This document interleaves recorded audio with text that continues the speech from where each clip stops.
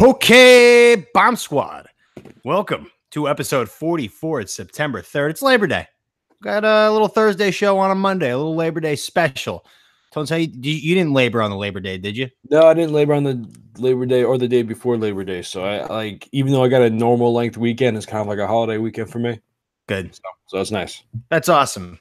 So we have a classic Thursday show. It's a classic 4-pack of questions and a Talkin' Flicks hybrid. Then, of course, we have our world famous segments. But before we get into anything here, we have some housekeeping. So the punishment challenge, I had to do Pop Rocks and Cokes. It has been delayed to the next weekend show because Pop Rocks are impossible to find. I went all morning looking for shit, and it wasn't in Costco, wasn't in Harris Teeter. 3 7-Elevens I looked at, and 2 CVS's. Not one of them had Pop Rocks. Yeah, I think, honestly, I think there should be some kind of penalty, if we're being honest. I mean, you had a week. You had a week to get the Pop Rocks. I did. I was going to Amazon them, but I was like, I can go out and find them, but I couldn't find them. So I guess you're right. I mean, what do you want to do to me? I feel like I tried my best. I put in a lot of work. Yeah, no. I mean, like, so what exactly is the challenge? Like, how many Pop Rocks you have to fit in? You have to have a whole bag in your mouth at once, and then you have to chug or drink, just finish a 12-ounce Coca-Cola at the same time. I guess I don't know if there's a time limit, like we discussed. It's just going to be a scientific react mouth. But I mean, I don't have any bananas. I did buy the Coke. I have a Coca-Cola. I only have electric nipple shockers and muscle stimulators. What if you wear those while you do the Pop Rocks? No, that's a lot. No, that's fine. Yeah. Oh, I might die on that one, but all right. That's a fair point. How about this? How about if instead of that, you have to put Mentos in your mouth too when you're drinking the Coke? So the Mentos and the Pop Rocks explode. And I don't know if that's how it works with Mentos. We have to have a shaken up Coca-Cola. Yeah, I guess I mean like putting it's already a volcano erupting. Throwing Mentos in there is definitely not going to extinguish anything. I don't know. It's your call. If you want to do the Mentos or electric shocks, both the options to think about it. If you want to do the Mentos or if you want to do for sure, I do Mentos. I think. Okay. But, yeah. All right. But yeah, sorry, Bomb Squad. But I Amazon them, so they're supposed to be here next Monday, which would suck. But I think they'll get here earlier. They usually kind of like try to overdo it. Say like, I'll get them next month, and they surprise it. Promise, over deliver. Exactly. Yeah. So like, oh, it's not going to come till next month. And all of a sudden, it's here like next Thursday. You're just like, oh, look at Amazon coming through, working hard for me. Okay. So with that, we are going to get into our classic 4-pack Talkin' Flicks hybrid. So hit it, Kane, and Talkin' Flicks guy. All right. So we both had to watch the same movie for the first time in the history of TNT. We'll do this every few weeks with a Thursday show. We'll find the classic, classic example for banter. Like, oh, like I've never seen Hoosiers. Neither have I. That's a classic. We should see it. And then we both watch it. We break it down together and determine whether or not it really should be held up in the standards of a classic. So I watched Hoosiers the other night. Hope you don't mind. I'm just going to jump right into it. Yeah, go ahead. So I loved it. I mean, I think it's a little over, what's the word? Dramatic. Not over dramatic. It's just too much time has passed. It's outdated a little bit because there have been so many movies that are just like Hoosiers, but then you have to sit there and watch it with that mindset, and you can see it as like the OG sports underdog classic. Yeah. And I mean, by the last 30 minutes of the movie, I was watching it like it was a Bucks game. Like I was out of my chair, just like, let's go, Jimmy. Like when Jimmy came back, it was incredible. The bottom line, I mean, for those who haven't seen Hoosiers, I'm sure there's not a lot of you. But basically, Gene Hackman comes and takes over a job at this middle of nowhere Indiana high school. That's all they care about there because it's the middle of nowhere. And he had some problems in the past. It was, I was saying, it's very similar to Friday Night Lights. In the respect that everybody in that town, that's all they cared about. That one sports team, the one high school sports team. Yep. But yeah. Yeah, and then, I mean, like, it's pathetic for those people, but that's literally all they have. But like, it's the plot, so that you just have to like get behind it at some point. Like, they gave Gene Hackman about like 5 minutes. Like right when they saw his practice, they're like, "I want him gone. I want him out." I don't like it. But they pretty much spoiled it in the beginning. They're just like, "You just got to get this guy Jimmy," And then you'll just have a whole bunch of guys fundamentally running an offense, being just like very efficient. And then you just give it to the guy who makes it every fucking time, and that's Jimmy. And then he just goes to town. That's it. Yeah. Jimmy, he couldn't be stopped. I mean, he was kind of like a Larry Bird sort of character because he's from Indiana too. It's just like this guy that could just shoot the lights out, Yeah. But I don't know. For me, the whole movie it was very cliche. Like I know, like you were saying, was it though? Because it's the original. That's what I'm getting to, right? So it's like watching it now. Like I've seen I've seen Coach Carter. I've seen all these other basketball movies and shit. Like kind of similar. Where the coach becomes like the parent in a way. Right. Yeah. And then they go up against insurmountable odds to win the championship. Like it's just you've seen it so many other times in so many other movies that going back and watching it now, like it just seems like to me it was a corny movie. Like but it is the OG, like I keep saying, right? Which is keep it in mind, Jimmy, and plus, I mean, like all of the shots that Jimmy's in, he'll be in like a scene for 5 minutes straight, just like always barely giving any answers and just like practice shooting, and he doesn't miss a single one in any of his takes. I don't think I've seen Jimmy miss anything. Yeah, no, he I don't think he's ever missed a shot ever. I'm surprised it took him that long to, in the championship game especially to just run the give it to Jimmy play. Yeah. By the way, championship game, very low-key racist. Yeah, I was thinking that how all the bad guys were black. There was all white teams in Indiana, and then it got to the championship, the big bad juggernaut. It was the black guy team. It was the black guy. Like insane. Yeah. It was but with the championship game, like there was that one like montage that they showed where there was just so many buckets going in, and then they show the score and it's like 36-40 in the fourth quarter. I'm like, where was all this scoring going on? Like it looked like it was at least an 80 to like 75 game or something, and it's just like 40 to 32. Like what? It's not about that though. It's about the guys. There's a lot of pressure on them from their dads. One guy's dad, he's a has-been, Dennis Hoffman. Dennis Hopper. Yeah. And, he's a big drunk guy, and he gives him a chance. That part of the movie I really liked. Yeah. When he got his shit together and, like, they really bought in. The son was just, like, so happy for my dad that he got his shit back together. And then the pressure got too great. He fell back into the liquor and then just, like, stormed into the middle of the game one time. He was just toasted, just completely lit. Just stormed onto the court. They call that a foul. You call that a foul. They ends up going to like the hospital or something like that, and it was sad. It was like he was happy, or whatever. Happy to see his boy do well. Yeah, no, that was good. Another thing that was kind of crazy was the entire year they played with 7 people on the team. Yeah, and one of them was the team manager that never played. So it was basically 6 people. Yeah. Exactly. It was just kind of wild. It was no subs. It was just the way. I mean, there was one kid. They had the 8th guy. He's still kind of like low on the bench, guys. But like, you know what? He was just being a dick, and he's like, "I'm not going to stand for it. Get off my fucking bench. Get off my team." Yeah, that's it. He didn't care. Nope. And then the dad was just like, "Biggest mistake of your lives," and then it wasn't. They won the championship without him because mind over matter. Okay, it's about believing in yourselves and working as a unit. Okay, not as an individual. That's how sports go. And that's what the Hoosiers did. And that's why they were able to overcome all the obstacles that were in front of them. Yeah. Team. Yeah. The team. So overall, I give this movie a 6.9, 6 Dynamite.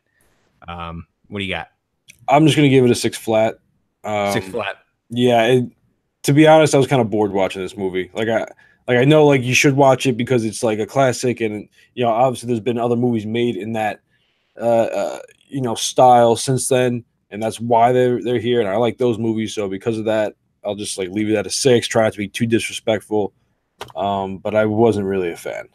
Yeah, and plus I really don't like basketball to begin with. Yeah, and this was like boring basketball. Like they would just dribble like 3 times. Well, this is my kind of basketball. That's the thing. That's why I'm 6'9" and you're 6'. So it's like I love bounce passes, WNBA style basketball, but just like whiteys in the middle of nowhere who just play fundamentals, like hook shots, chest passes, bounce passes, behind the back. Like it was like, especially in the beginning when he was telling them like you have to pass it 4 times before you can shoot it. Like they would dribble it, then they would pick it up and just like pivot for like a full minute, just like pivoting, looking for the pass, and then they pass, and that guy dribbles 3 times. He picks it up, he pivots, he's pivoting, and he passes. It's just like no, and then they do a fucking layup. But once they got in the groove, they were a unit. Okay. Yeah, that's the point of the story. That's what Gene Hackman was trying to teach the whole time. Don't you understand? I get it. It's just boring. Okay. You know what's boring? You. Yeah. So All right, so moving on. So we're gonna move off of just so we'll come up with a classic again in a couple weeks once we like kind of talk off mic and just figure out, oh my god, like you haven't seen this and that. Oh, we yeah, have to watch it together. But now we're gonna go back to individually assigning each other movies. So Tones, what do I have to watch? I'm gonna give you Mother. I was so tempted to watch it since we've like it's been a while. There Yeah. you go.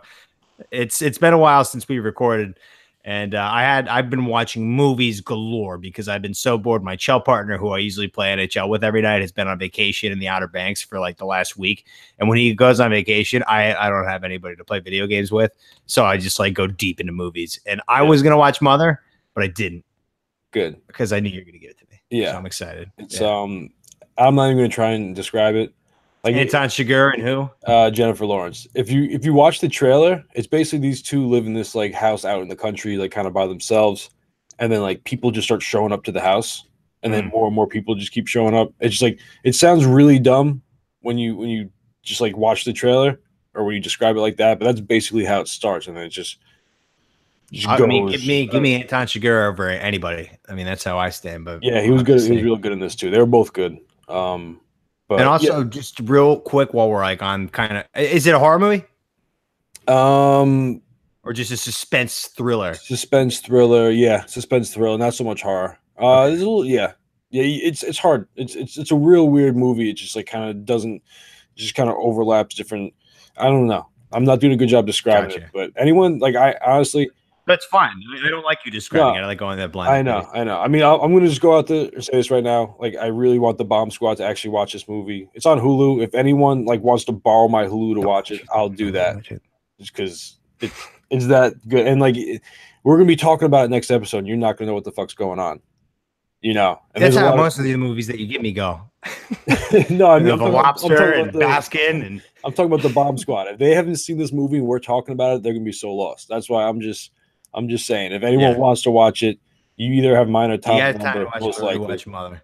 Yeah. And I was gonna squeak. I was asking if it was a horror movie too, because last night I bought for an idiot purpose. It looked appealing. I bought Hereditary. Oh yeah. It was terrible. Really? It was awful. I only got through like 23 minutes before I was just like, this is so stupid. It's like there was so much hype around it, and I just saw where it was going, and I'm like, I can't stand this. I knew it was. I felt all the scares that they were going to get were going to be cheap scares. I mean, I bought it, so I'm going to finish it. But like, it was corny as fuck. Yeah, I thought I heard it was really good. I mean, I haven't seen it, but I did too. I heard it was great. That's why I bought it. That's why I spent so much money, and I was just like, this is fucking bad. Yeah, I don't know. I mean, I'm looking now. It's got like average reviews. Got the mom from Sixth Sense. It's got Jeffrey Dahmer's best friend from My Friend Dahmer. I don't know who the dad was. Some old guy who pretty much ruined the movie with his acting. And then the daughter who was killing it as like a 5-year-old. And I was like, okay, like just not that interested right now. Like, and it's not scary, but I was like terrified. Like when I watch a horror, I want to be sitting there completely in the movie and like not blinking. That's how horror movies work for me. I can't blink. It's scaring me. That's why I'm here. I want to get scared. And when you get scared, you get enthralled and you need to see how it ends up. And this movie was just not grabbing me. And I'm just like, fuck this. I'd rather go put on the fucking 11-5 Yankee game right now in the 8th inning and watch this bullshit. But you have to watch Invasion of the Body Snatchers, which I've been dying to give you. I think it's a perfect Tones movie. I'm not going to tell you anything what it's about. I want you to go in completely blind and just like watch it and just get into the concept of it. It's going to be fun. I have a feeling it's about aliens. I don't know why. Just the it title. Is. Yeah. Okay. That's all I'll give you. Yeah. But it's like a very, very different alien movie. It's more creative. It's more like realistic of how like aliens would work. Okay. You were saying to not even look it up because there's like it's like got a Hall of Fame movie ending, and like if you look it up, it's just gonna get spoiled. Yeah. Fair. So okay. You just gotta like throw it on. It's free on Amazon Prime. I scoped it all out. I watched it again recently. It is really good. I think you'll like it. Okay. So that moves us out of that to the hybrid 4-pack here. So we got what movie desperately needs a sequel, Tones? I think Leon the Professional would have a good sequel. Like if it was like a modern day one where Natalie Portman was like an adult and she was like her own like professional. They probably had plans to do that, I bet, but until like the last half of the movie, it got really, really gross and pedophilia looking, and like they're just like, I want to bury this movie. Yeah, I mean they could read. Yeah, I mean they could do that without the whole pedophilia part. And It also already happened. That's no, the but thing. I'm saying the remake, like the sequel wouldn't have to have it.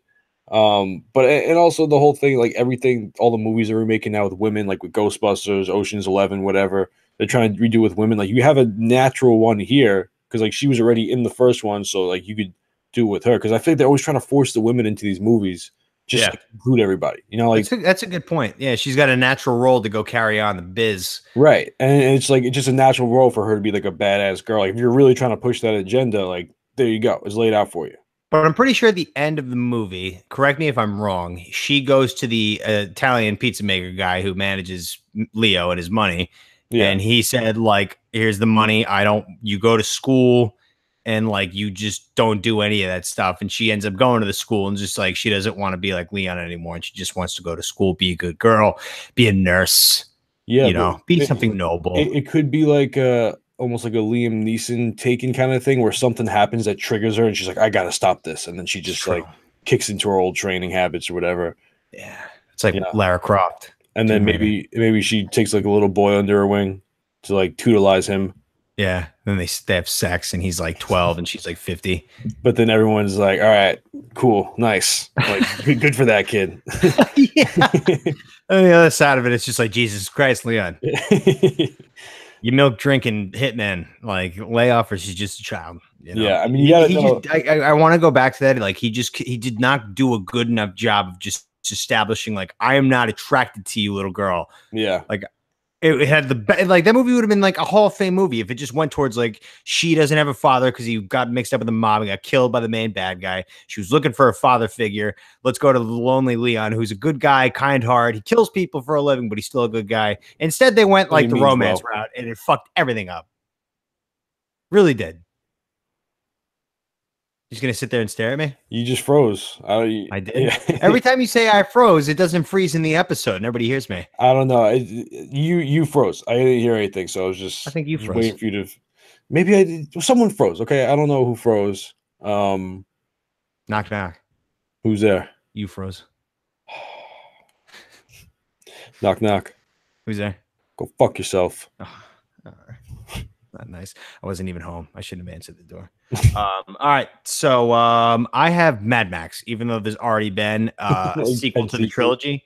There just needs to be another Mad Max. And they were like in talks of doing another one, but they fucked stuff up so badly wherever they filmed it that like they're just having so much trouble getting like licenses and permits to go do what they do. Yeah. Because it's all real. And then they just fuck everything up in the deserts and blow up cars and oil rigs and shit. Yeah. And it's just it's a mess. And wherever they shot Fury Road, they like devastated. They completely like wiped it out, and it's inhabitable. Like at this point, just like so much oil spilled that they like lit on fire and blew it up, and so like they're having trouble getting a new one. But like those movies are just so awesome. Like you really, once you understand the Mad Max world, you're just like, let's like find out what we're running away from this time, and it's just a blast for like 2 hours. Yeah. So, like, what I've gathered from Mad Max is there's no, like, continual storyline. It's just kind of how, like... The wasteland, yeah. It's just different clans and people and how they survive. Like, I get that, but I'm saying, like, you know how in James Bond, like, none of them are really, like, connected ever? It's always just like, oh, here's another story. The only thing they have in common is James Bond. Right. Is that the same thing with Mad Max? Or, like, he's just, like, the current team? Or is there any continuation throughout the movies? There's only a tiny little bit, but it's pretty much like James Bond. Like the only thing you have in common with the plot is Max, and then everything else is pretty much it's just the wasteland and where he ends up, and everybody's fighting for the same thing though. There's no like different heist. It's always you need gasoline and bullets, and vehicles, and just like to get yourself from one place to the next, and water obviously.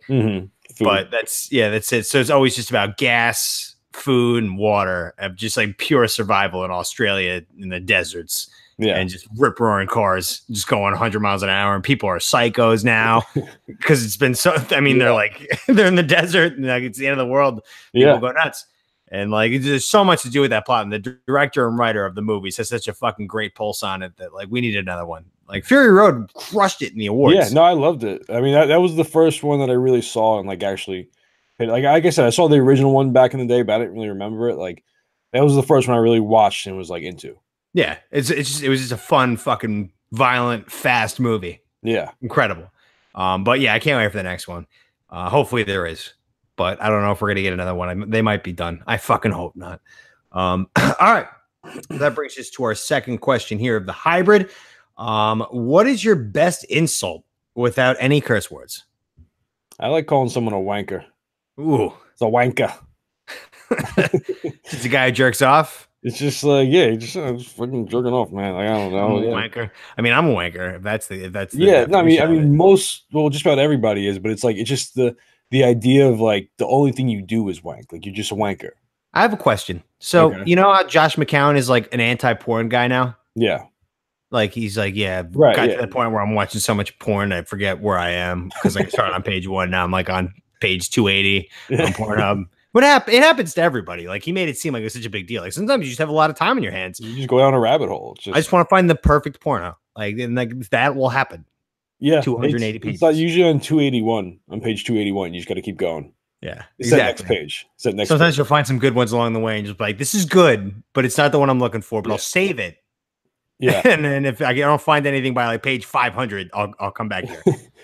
But Worse is when you find one that looks good, but it's only like a minute and a half or something, just like the preview, and you're like, "Fuck!" yeah, You just, it's the worst. That gets you into the rabbit hole of buying porn, which Yeah. stinks, especially when you can't cancel it and you have to call up yourself.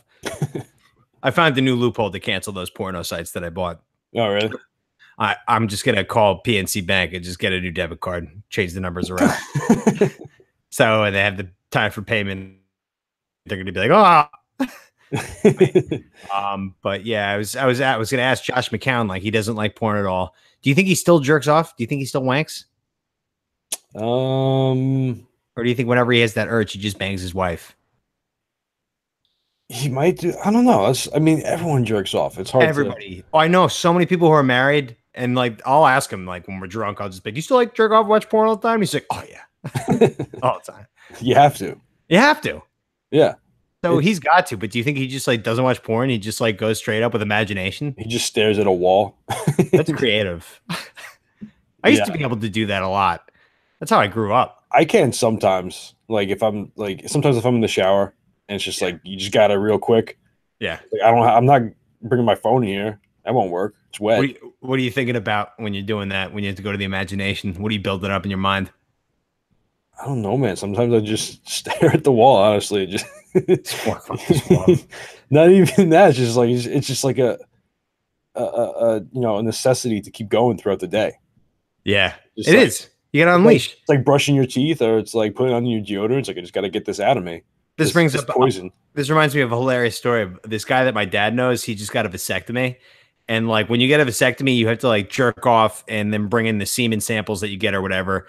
And then like it will show if you're shooting blanks or not. Yeah. And this guy, he's like 56 and he just kept getting positive tests back saying like still like if you have sex with a girl, you're gonna get her pregnant, like probably. Or not probably, but like there's a chance. So this vasectomy hasn't worked yet. So he gets this voicemail on his machine, and the nurse or doctor calls and was just like, "Yes, this is Doctor. Like we looked at your test, they came back positive once again. Like after like the 11th time they went back. So they said they recommended over voicemail that like he has to jerk off like 58 or 38 times in the next month." In 1 month. So he's just like, I'm not a kid anymore. Yeah, I can't do this. So the wife, like his wife is just like, why don't you just like go jerk off? You got like, we're already on the 5th and you've only jerked off twice. Like, let's go. We chop, 38 to go. Yeah, at that point, you got to just cut him off. Like, yeah. If the vasectomy isn't taken, you just got to just chop him off. I mean, at that point, well, nothing else is working. Yeah, I mean, like some people just have so much, I guess, power in their nutsack that they can just like hop, tubes like in Speed when they jump over the. I always bring it up with the big break in the highway, and it somehow makes the jump when they're going only 50. But I don't know. That's crazy. So I have. This is from a teacher said this to a student sitting right next to me. It was It was legendary. He was a class clown being a dick. So the teacher just stops the lesson after he said something snarky and looks at him and he's just like, you ever wake up and look in the mirror and say, that's what's wrong? I was just like, oh. Because that's not just like an insult. It's just like cutting to the core. Here's a knife, and I'm just gonna stab you in the fucking gut with it. Yeah, that's what that insult felt like. And I was just like nearby. I was like, oh my god, I gotta go to the bathroom or something. Get out of this tension. You ever look in the mirror and say that's what's fucking wrong? That's a real personal insult. He just took a deep breath and just dropped that. And the kid who like was the clown, he was just like, oh god. Take it easy, Mr. Tortorisi. How do you respond to that? He didn't. He just shut the fuck up, I guess. He kind of giggled too because he just like, I mean, you just got so body bagged. Yeah. And then like he just carried on with his lesson. But ever since I saw that, I was like, I'm fucking putting that in my back pocket. Don't want to use that often, but I will. No, if you have to though, you have it, which is good. And you know that like when you say something like that, it's thought out, clever, and it sticks. Mm-hmm. It's a good diss. Feel free to use that, Mom Squad, but only when it's necessary. Don't abuse it, or else it will lose its power. Yeah. All right. So that brings us to our third out of 4 questions with the classic 4-pack Talking Flicks Hybrid. So what's the worst fandom, community, or group you've ever encountered, Tones? So just generally, what's the worst fan base of all time? Of anything? I just hate the Big Bang Theory people. I was gonna say that. Yeah, they just always try and convince you that like, oh, you just don't get it. You just don't get the humor. It's like, no, it's because it's not funny. It's not funny. It's just not funny at all. God, they're nerds, and they just like the nerd humor is just it's just bad. It's just bad. It's not good. Like, and I could laugh at some nerdy stuff. I've watched nerdy stuff. I mean, but it's just not funny. It's not clever. Like, honestly, if you want to watch nerds, go watch Silicon Valley. That show is 1,000 times better than Big Bang Theory. Yeah. And it's the same concept. Just a bunch of nerds just like living together, working together.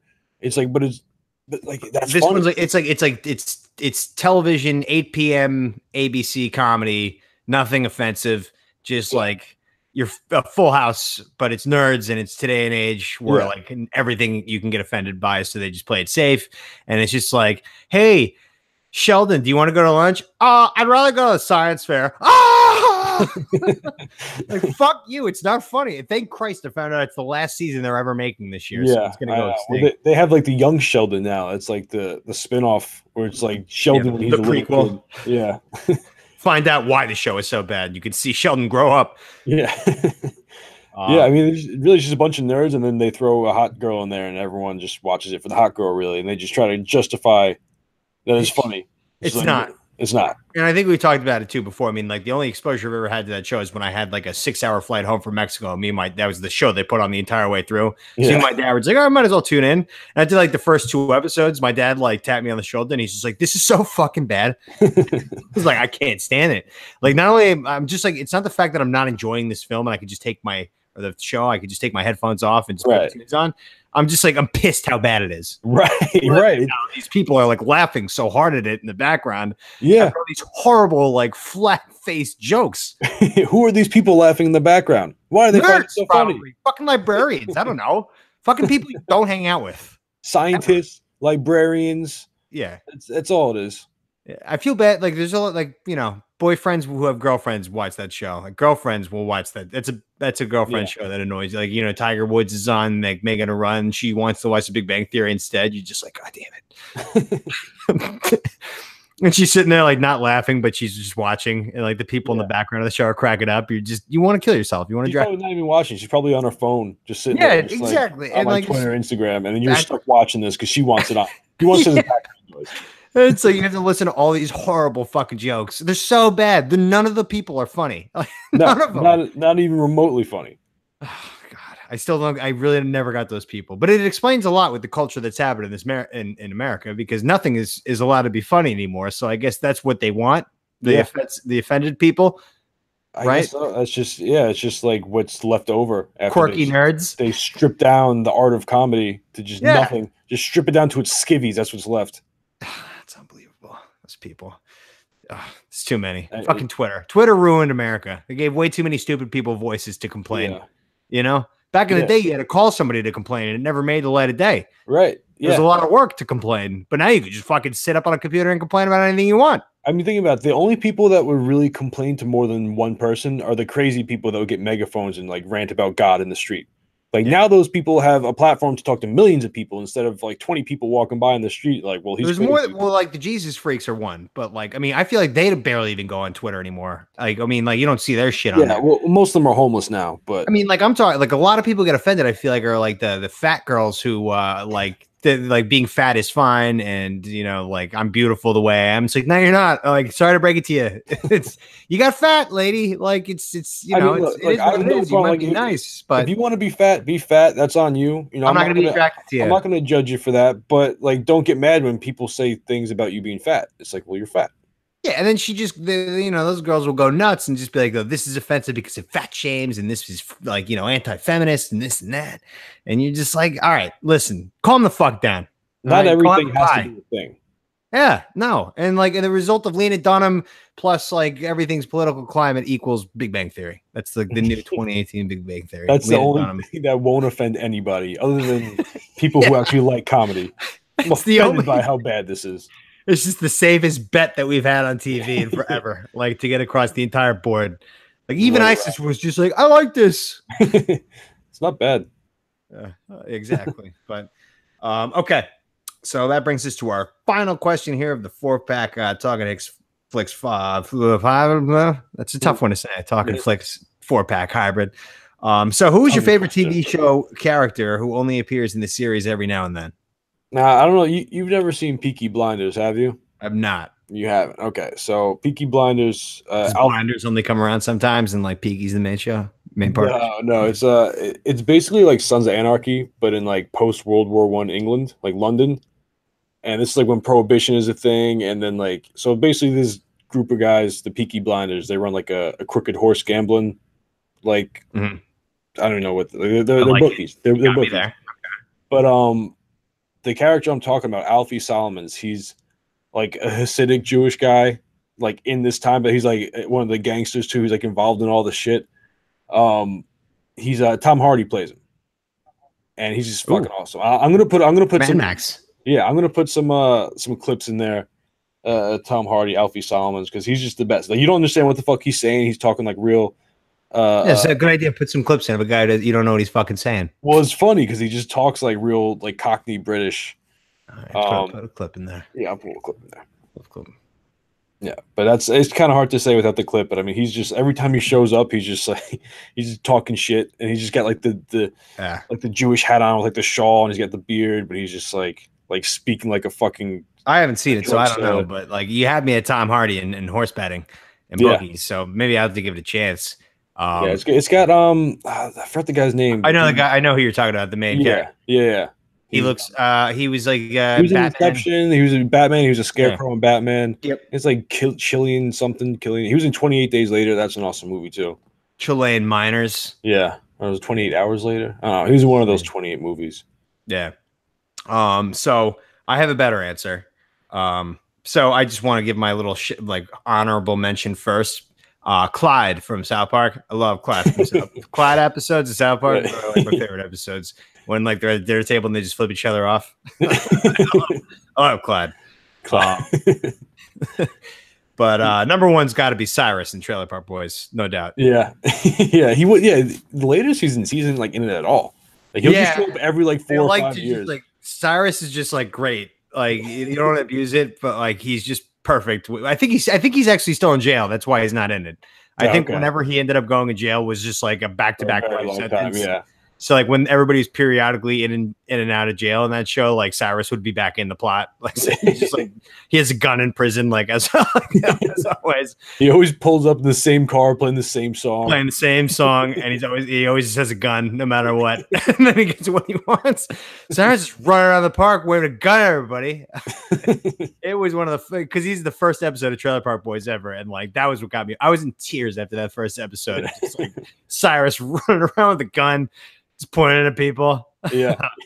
Safety always off. But always off. And there are a lot of parts of Trailer Park Boys throughout the seasons too, where like he's not in it, but you could just like hear his music, like driving, cruising around in like the background. You just know Cyrus is just like looking for He's just work lurking. to do. Fuck off! I got work to do. Exactly. Okay. Another one though.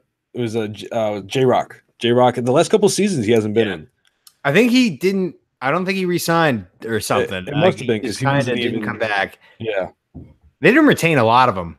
A lot of like they only kept like Leahy died obviously. There was like the necessities are Randy Bobandy, and then Ricky, Julian, Bubbles, and then you can kind of build around it.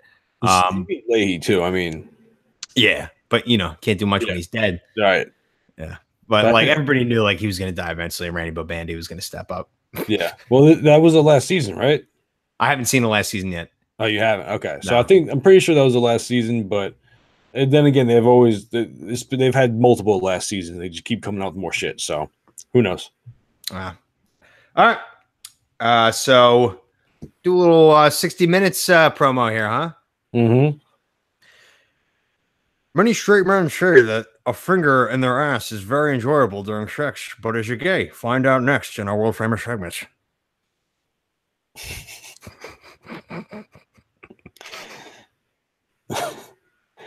You got to play the 60 minutes clock throughout that entire thing. Yeah. And then we'll hit the commercial. Can I have a quick cigarette now? Right, commercial. Yeah, that works. Cool. Sweet. How'd that sound? We just like Walter Cronkite. Yeah. Something like that. Yeah. It sounded good. All right, I'll be right back. All right.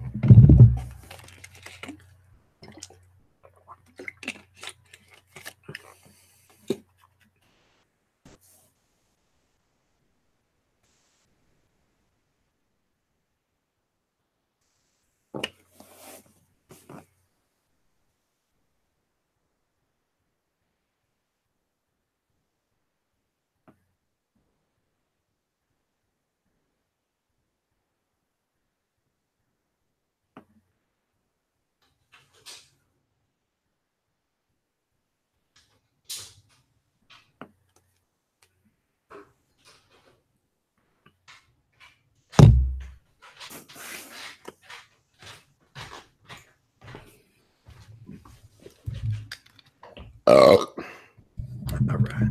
Also, can you cut out when I say like, "Hey, can we do the 60 seconds promo?" So that way, it just cuts like right into just the Walter Cronkite. Okay, yeah. So it like actually sound like a segue. Oh, I have a hilarious commercial too.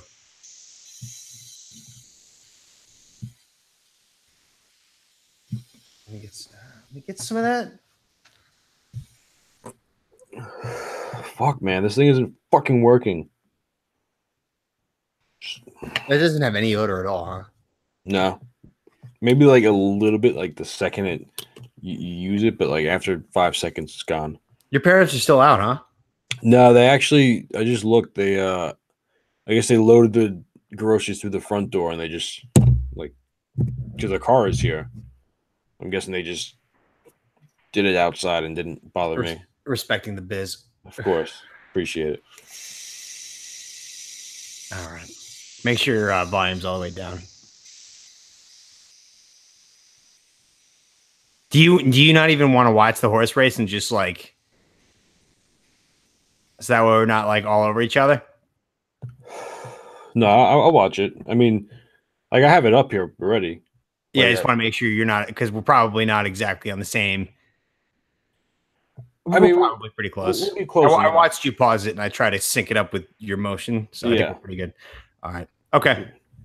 Okay. Ready? Mm-hmm. All right. Thank you, Taylor Hicks. So with our world famous segments today, we got 6 of them. Nice little batch of segments. We're going to start off the horse race, of course. But guess what, everybody? Tones has officially downloaded a TVG account, set it all up. So Tones is now going to be betting with us. So we have Gulfstream Park race 5. I have Chiseled, the 8 horse, for $10 to win. And Tones has Over Sensual, the 9 horse, $10 to win. So we're, first horse race, I guess the Tones is doing. We're betting against each other. This is a first. Not really a big fan of it. But we are about to get underway here. They're getting into the gate. Let's see where we are. I think we only have Tones. Of course, Tones' horse, Mr. Over Sensual, will take it forever to get to the gates. All right. And we're off. And they're off. Clean beginning. From the fence. It is a muddy as fuck. And these two move 3 lengths ahead of the team of Salsa Jack and Chiseled. Over Sensual. My man. Let's go, Chiseled. Last of the 5. My kid's not even on the screen. Fuck. JJ Jr. who gets there. Over Sensual is. Second running Salsa Jack. He is out. Oh, God. Chiseled is Nowhere to be fourth. seen. Over Sensual's and conserved at the in back. 4th. Over Sensual. He has pace to chase as they head to the 5/8. No, I'm in 5th. The advantage is JJ Jr. There's only 5 horses. Yeah, I'm in 5th. The pressure on second. Oh, I'll make it a move. Racing 4th is Chiseled and 3 to the Whoa! Over Central. Over Central's coming out of nowhere, but Chiseled. 5 1/2 mile. Carlos Montalvo and JJ. All right, looks like Chiseled and Overshadowed or Over Central. They're both about to just come up like fucking brothers of destruction and just take on the 1 and the 2. They're making the move. Making the move at Hell's Corner. Chiseled's got the rail. Over Central's right outside of him in the middle. And we are all even here at Hell's Corner. We're making the move. Come on, Chiseled. Chiseled's got the middle. Over Central's on the outside. Over Central and Chiseled are going to make a move. Chiseled is making a move from first. Oh, come on, Chiseled. Overshadow's coming right up behind him. Go, Chiseled. Go, Chiseled. Go, Chiseled. Go, go, go, go, go, go, go. Yeah, yes, sir.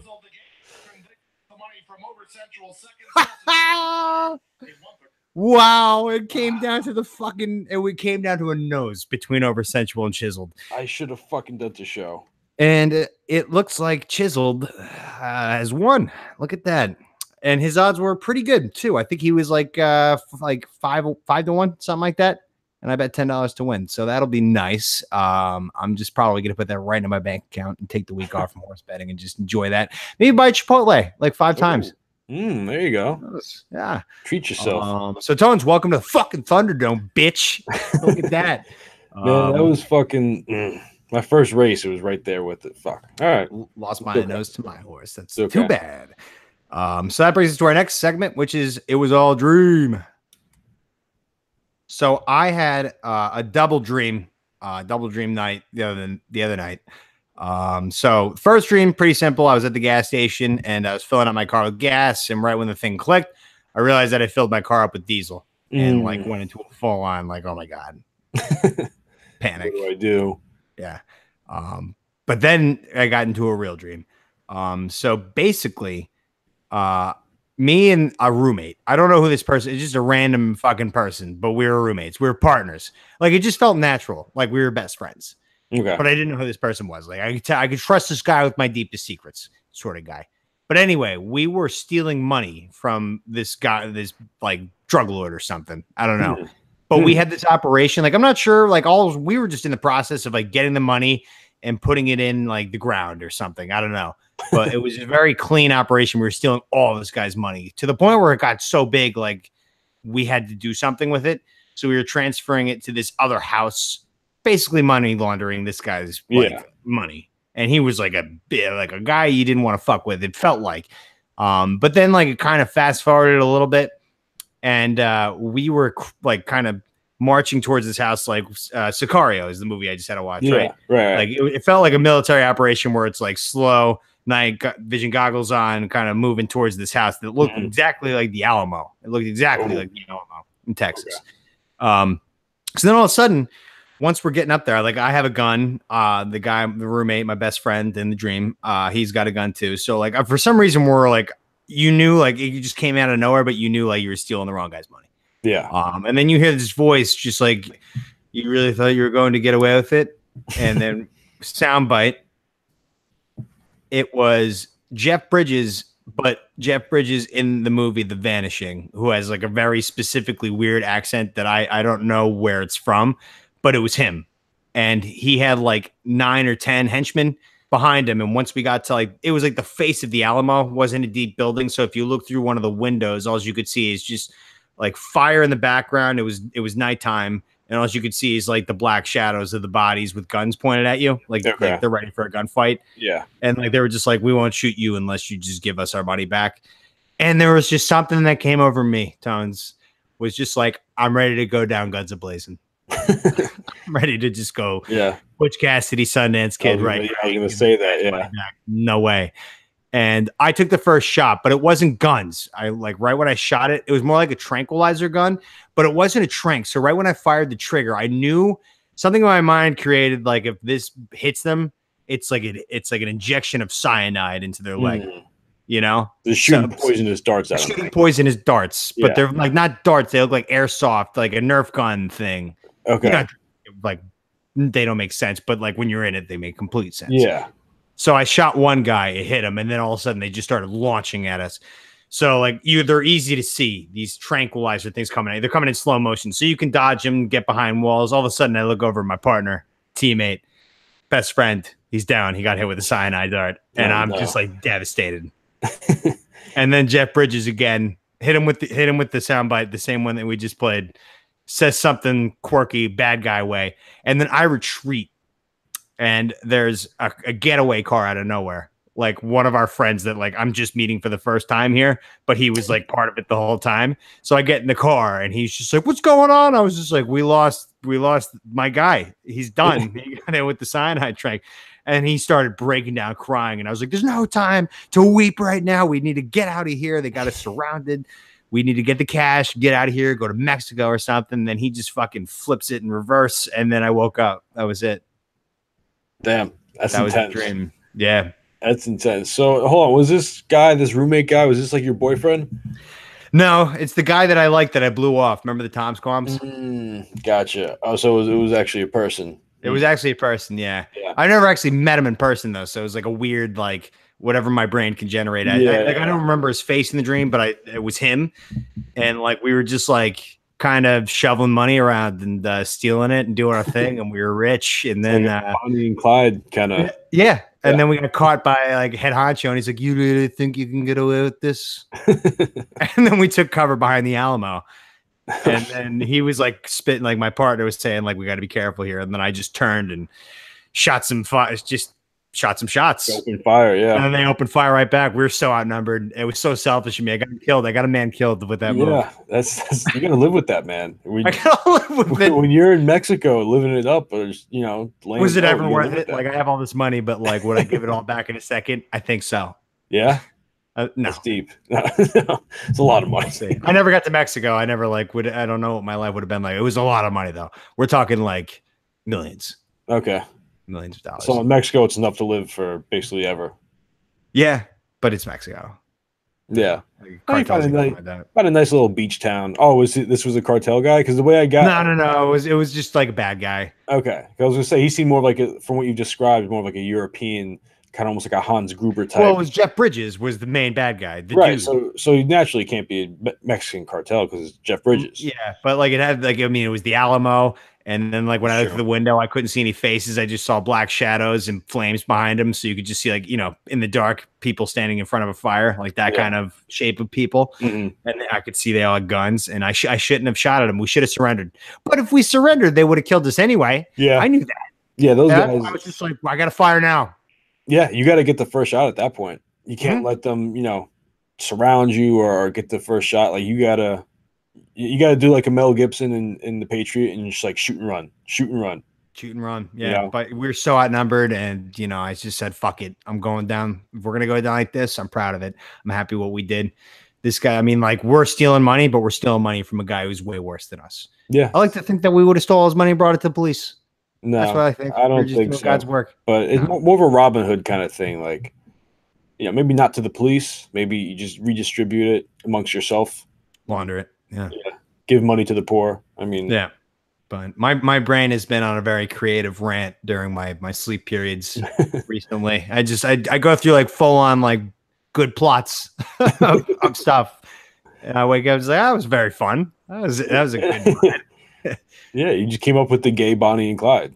Yeah, I kind of wish I was doing that for my life instead of having to wake up and go to work right now. Yeah, I wish I was stealing money from Jeff Bridges from The Vanishing and running off with the gay guy, and then he gets shot and it's devastating. But at least you get to feel something. See, I thought you were talking about actually making a movie like that, but instead you're talking about actually doing the plot. Yeah, I got to live with what I got. That's what the dream fed me. But let's not forget, it all started with I got into the bad part of my brain once I filled my car up with diesel fuel. The diesel fuel one felt way more real. I was just like, oh God damn it. I knew a kid that did that. What do I do? What do I how much did I fuck everything up with the engine? That's something you can't recover from. I knew someone in high school that did that. We used to call him Matty Diesel because he was we were on the baseball team together. He was a big dude. He was jacked, and then he I filled up my car with diesel. I was like, dude, your car's fucked. Yeah, was it? I think so. Yeah, I think he had to I don't know exactly what happened, but it definitely fucked it up. So definitely don't put diesel in your car if it's not a diesel engine. No, yeah, that's it's just how it goes. I figured the only remedy would be to get a big old car vacuum and stick it down the fucking gas tank entrance, and just try to suck it all out. Yeah. If you did it and noticed it at the pump, you could just put a hose. That's what I did. There and, that's where I was at. Yeah. So that's not too bad. But if you start driving around with it, then that gets all stuck up in the engine. Yeah, it's all fucked up. It's no good. No good. Then you find yourself at the Alamo fighting Jeff Bridges from The Vanishing with his fucking cartel buddies, and people die, people get hurt. Okay, so we got to move on. So that brings us to our third segment, which we just teased with our 60 minutes. Is it gay? So we talked about a lot of straight guys apparently like to have a finger in their butt when they bang their woman. Well, not a lot. More than you'd think, I guess. More than you think, especially nowadays, butt stuff is kind of in. But yeah, it's. And we want to debate: is it gay? So what do you think? It's tough because straight guy perspective. Yeah, you've definitely never done it, and I haven't. Even as a gay guy, I have never had anything up there, not even a fucking colonoscopy or anything. Right. It's tough because, usually the only guys that get things in their butt are gay, right? They have prostate cancer, or they have prostate cancer. But guys who get it for pleasure usually are gay. Yes. But the thing is if a girl is doing it, does that make it gay? That's the thing. That's what we're here to discuss. That's what we're here to discuss. Because let me tell you the reward of it. If a girl does it just right and she's got just long enough fingers, the myth is that she can make you come without you even touching your dick. by pushing your prostate that's with the a finger. theory. That's the The theory. And that's why dudes love taking dick too, because it does happen. I've seen it all the time on pornos. Yeah. Where, like, you just push the prostate enough, all of a sudden your dick just fucking erupts with cum. You can't even touch it. It's not even hard. It's just soft dick, and it's just like oozes out. Yeah. So it looks like fun. That happened in some movie. I think it was one of the American Pie movies. Like he had to get I think it was Stifler had to give like a sperm sample, and the girl just like, oh, let me help you, and just right. But so if it feels really good and that happens and a girl's doing it, is it still gay? You know, I don't think it is. I mean, would I do it? Probably not. But it doesn't mean just because I won't do it doesn't mean it's not gay. Like some people like fucking feet. I wouldn't fuck a foot, but it doesn't make it gay. Yeah. You definitely need to have both feet. You can't fuck a foot. Right? Well, yeah, no, that's what. Yeah. So you just, I don't know. I guess you make like a little foot gina. Yeah. But I don't know. I mean, I don't, because gay by definition is man on man, woman on woman. Correct. You know, so if it's woman on man, things up your ass has been stereotyped, I guess, big time in the gay community. Yeah, like for like, you know, because they don't really have any other options other than mouth. But right, you know, now let me pose a question back at you. Throw it. Let's just say for a second, for argument's sake, the finger isn't gay. Okay. Is a strap-on gay? So we're gonna get into the pegging business here. So pegging, I don't know, because Ronnie the limo driver on Howard Stern is like a pussy slayer. Like he's an old guy who he's got like the hottest wife, just like really good in the sack, but he loves ass stuff, and he like has her put on strap-ons and we'll bang them. Yeah. And like that is so gay. Like it is insanely gay. Like I guess you have to have some crazy mind to like put it as like it's just a girl doing like you. I mean, like it's very hard. Like I don't know how far away the prostate is from like the asshole. Like to me, I don't feel like a finger is long enough. Like so, you need to get things like that. But like it's gay. Yeah, it's a dildo. It's a dildo up your ass. Yeah. I mean, and I think especially if it's like a dick shaped one. Like obviously, all dildos are kind of dick shaped. I mean, if you're gonna be at that point, you better hope it is because it's a perfect shape to go in. Otherwise, what do you want to just put a flat on cylinder in there? The beginning's gonna suck. Yeah, no, it's just I don't know. It's just interesting because like it is a woman, but no, it's you know, I was just asking your opinion on that. I'm gonna have to try this stuff eventually. I have to go douche myself, I think, and then just like man up and do it. It really is like a manly sacrifice when you think about it, because it's like I'm terrified of like if it's gonna fucking be like a whole bunch of pain. Yeah. Right. But these guys are out here like vouching for it, who like love women. I mean, just maybe some advice. I would maybe start with a finger before you go full on. Oh yeah. You know, but I mean, like we got to douche the ass first, which is not going to happen anytime soon. That's just that's me being lazy and me not knowing how to do that. Because if you put my finger up there, I'm going to come out a whole finger of poop. And I don't want to do that.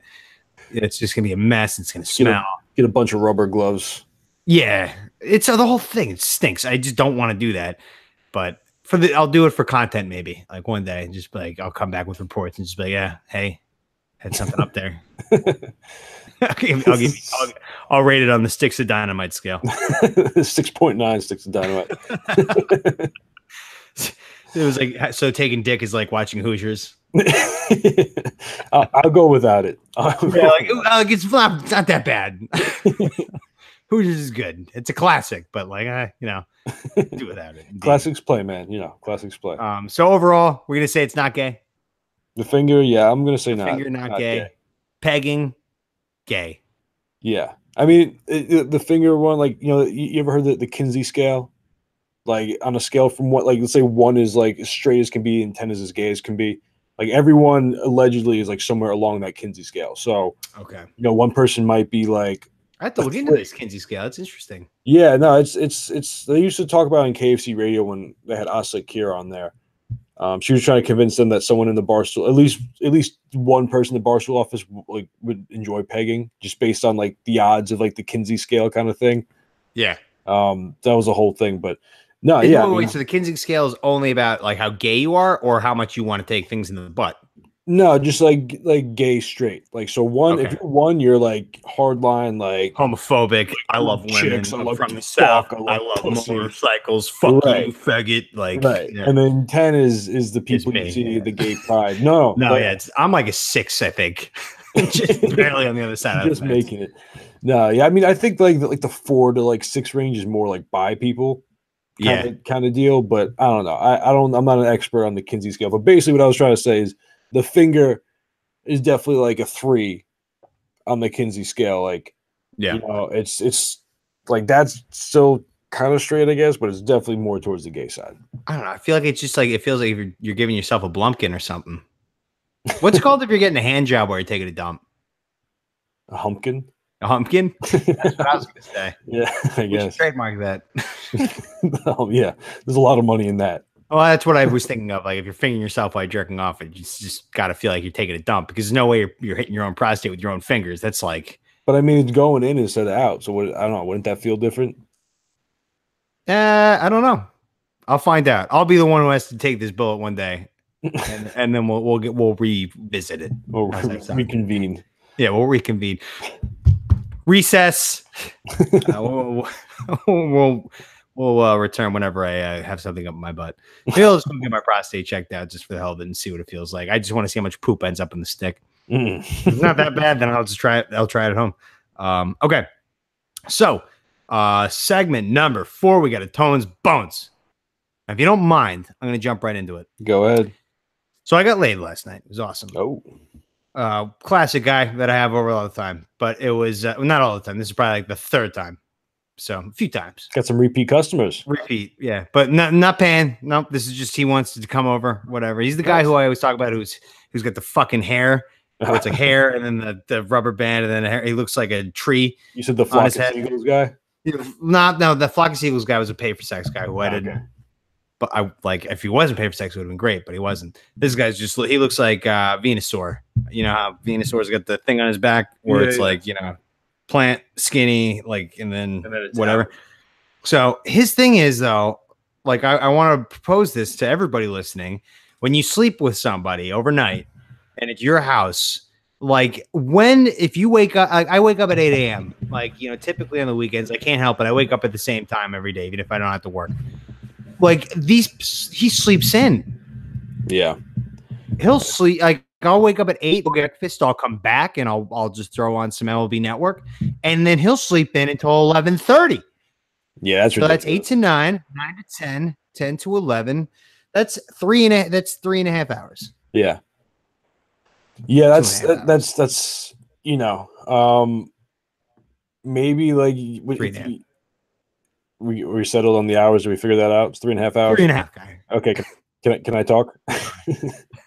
No, I feel like you have to set some ground rules, kind of just be like, hey, listen, like let them know the night before, like I got this, I got to do tomorrow, so like you got to be out of here by 9. I don't know. Just That's what I said. I said I got a fantasy football draft at 9 a.m. tomorrow.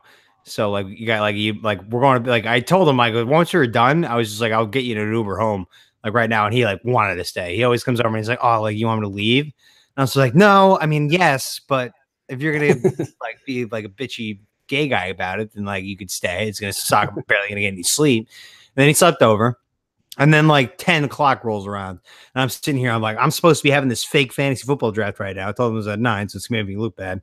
So I'm just gonna hope he doesn't remember because he doesn't watch football. So finally, when he comes trotting down the stairs at 11:30, I was like, hey, fucking thank God you woke up just in time. I have a fantasy football draft right now, so I'm gonna call a fucking Uber for you right now and get the fuck out.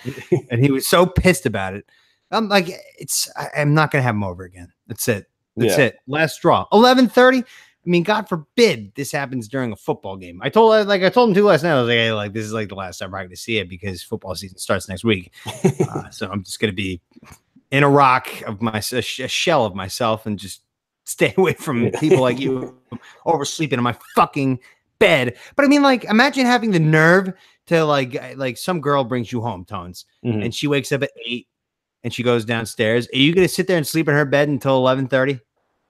No. I mean, and usually I would wake up if someone got up while I was in bed. Especially if you're a guest. Yeah, yeah. That's anytime I stay over someone's house, I'm like ready to go. Like I don't sleep. I just kind of lay there staring at the ceiling. I'm just Yeah. ready to go. Like I don't know why. I'm just not comfortable in other people's domiciles. Yeah. You know, You're gonna like fuck up that other person. They didn't tell you their plans for the next day. You're just gonna sleep in on their bed. yeah. Like No, it's not fair. yeah, no, it's not. It's not. It's not. You know, some people just know they're just kind of like I don't want to say freeloaders because it's not like he's really taking anything from you. It's Well, just he like, doesn't work. He just graduated high school. oh no. Ooh. he's like 20, Okay. 19, something like that. Legal. Yeah. No. is Okay. what it's- but yeah, you know, it's just he's a $38 Uber ride away, so that sucks. Sex was good. Couldn't bang last night though. I got the best BJ of my life, but he couldn't. I was like about to be like, hey, like, can we fuck now? And he was just like, better not. I just had a whole ton of food before, and I was just like, thank you so much for telling me that. Because if we didn't and we went through with it, I would have been so upset. Yeah. Out Yeah. of my stuff. Like what I go through fearing the most in life now is when I have sex with Ben is that they're gonna crap on my stuff. It's It happens. like in Zack and Miri. Just shits That everywhere. happens. Yeah. Yeah. If you don't, that's why you got to do shit out. And some people they forget or they don't care and they just like plunge the dick in there, poop comes right back out. It's just like reaching something in and grabbing something and pulling it out. But yeah, what are you? What bone are you picking today? So I got a bone with little kids. So I was at the Yankee game yesterday, right? And they lost. Disaster. And at one point we were losing like 7-2, 8-3 or something. And this kid is behind me, just screaming, "Let's go Yankees!" right in my ear. Just like over, and he's the only one chanted it. And this goes on for not even exaggerating, like an inning and a half, 2 innings. Like just kept trying to get a chant going. Is it the guy in the commercial? He's always trying to get the wave going. But but he's a kid, so you can't turn around and just be like, "Shut up." Yeah. He was like a 6-year-old kid, and I'm pretty sure from what I heard, it was his first baseball game. Like I didn't want to like turn around and just like scar the shit out of this kid from Yankee Should have been Stadium. like, "Hey, I know it's your first baseball game, but like I want you to learn for the second one. Unacceptable behavior, kid." Yeah, I mean, right as I was like talking to you about doing something, he got up and left. But can you regale the crowd, the bomb squad, of what my advice was to you about getting the kid to shut up? I believe your advice was to just stand up, make a really loud like, and just like, "I'm gonna go get a beer." Yep, that's my move when shit like that happens. Just be like, God, I need a beer, and then just go, and then hopefully by the time you get back with the beer, the kid is gone. Yeah, or quiet at least. Yeah, it was discussed. Yeah, I don't. So I mean that was the first part, and then on the train ride home, from a pretty shitty loss, I'm just sitting there, and there's a kid could have been older than like 2.5, like sitting in front of me and just looking behind the seat at me and just like putting his arm out, just like wiggling his fingers at me. Just like, and he just kept saying the entire time, "Chugga chugga choo choo," like screaming at the top of his lungs, like, "All right, we get it. You're on a train, okay? It's not that cool." He's just like bothering me, and the mom's just like, "Oh, he's bothering you. I'm sorry," and like just doesn't do anything about it. And then it's just like staring at me, trying to have a conversation with me because she's too busy fucking drinking a beer, talking to her friend. Yeah, and it's just like he just wants attention, and I'm like, "No, go away. I don't want you. Yeah, no, your parents don't want you. You think makes you think I want you." Yeah, you know what? Like all my brother has 2 little babies now. My sister has 3 babies. You know what I can't stand about like little kids? When I come home, like I can't do the baby voice thing. I will not sacrifice my dignity. Like I love them, but like I can't just be like, "What are you doing?" Yeah, like "Oh, Jackie boy, this and that." I'm just like, "Oh, yeah, I can't." Just can you grow up? Like next time I come back, be a year older. Yeah, see, I don't do the baby. To have like an adult conversation when you're like 7 or 8 or something. I like my little cousins and stuff. I don't mind that. I don't do the baby talk, but I'll talk to them the way that like Ron Burgundy talks to like Baxter. Yeah, that's like, how you got to do normal it. Voice, just have a normal conversation with them. They're just speaking like gibberish. It's like, "Oh, really? Oh, that's interesting." Just like go along with it. But yeah, I don't do the whole baby voice thing. But everybody does the baby voice in my family, and it's just it drives me nuts. I mean, it's acceptable, of course, but like they're just like, "Oh, Tom, go look at the baby. He's calling you." I'm just like, I can't do it, Mom. It's adorable, but I don't want to go fucking sit there and talk to it like I'm a baby too. I've been through like hell and back, and I'm through 26 years, and I just don't want to go talk like a baby to a baby. Yeah, no, it's a bit much. But yeah, like I said, I don't mind like my cousins and stuff, but like I don't want to talk to your fucking kid. I don't know your kid. Yeah, fuck Like, you, kid. Yeah. The worst part about that kid that you're telling me about too is that the dad was egging him on to fucking keep doing his chants. Like, no, keep getting the kid, keep getting The first kid, his dad was he was like, oh no, just keep going. People will join. It's your first baseball game. We got to get a "Let's Go Yankees" chant going. We need it. We're It's down like- 8 runs in the 5th. Like, yeah, It's like after the fucking whole fucking first half inning that you chanted it through and no one started. Like, what makes you think they're gonna do it for the next inning and a half? yeah. Obviously, that kid's like, span for learning things quickly is very not. It's not quick. Like, normally if you try to get a chant going after the 4th time, tops is when you should realize like this isn't working. Shouldn't do this. Yeah, no, absolutely. And Grow up and evolve. Couldn't take the hint. He was forcing it. Yeah, can't have It was a bad game to be getting a "Let's Go Yankee" chants. Yeah, no, that's the thing. Like, if it was a normal game where like, they were winning or whatever, all right, fine. But like, we were down 5 runs and like we just didn't look good at all, and everyone's just like, you can tell everyone's just like, The Detroit Tigers. Right, yeah, it's the Detroit Tigers. Like, we're losing. Nobody knows anybody on the Tigers. Yeah. And we're losing to them big time. And this kid's like, "Let's go Yankees!" All right. Asshole. Okay. So let's move to the 5th segment here. So we got a "Let There Be Rock."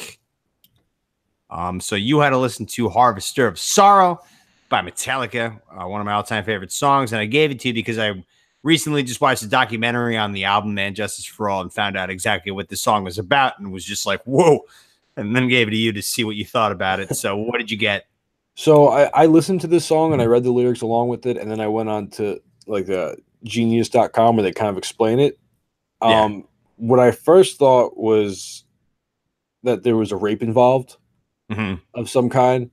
I wasn't sure if the main character in the song was the rapist. The Harvester of Sorrow. Yeah, or they were singing about the person that raped them. I couldn't get that because I know, and then I thought it had to do with abortion at one point because like at the end they're like infanticide. They Yeah. said that. Did you look up the definition of that one? I mean, I just figured it was killing babies. Yeah. It's homicide, but with an infant. Right. So yeah, that's what I was kind of going with. But then when I read the Genius like on the website, it said it was about an abusive father that like ended up killing his kids. Yeah. That was the infanticide part. But yeah, heavy fucking song, man. I don't know. That's what I never like because the riff is so good, right? Like it's heavy, like you get fucking amped, like you're ready to go out to like a football game and like they run out of the tunnel with that kind of a song. Right. And like there's a reason that they don't, I guess I just realized because like I realized that it's just about a crazy drug maniac who's just addicted to heroin and then he eventually loses his sanity and kills his entire family. And then you're just like, damn, Metallica went through a really tough time on that album. I never realized it until I watched the documentary. Like all the lyrics are extremely dark as fuck. Yeah. It was right after they lost the bassist, who's like one of the best bassists of all time. Right. That was the album they put out right after. Okay. And like all the lyrics are just about like drug abuse and killing people. And like how like the government is killing you by setting you to war and then you'll die. That's it. It's just not a fun album. Is that the album with one on it? Yeah.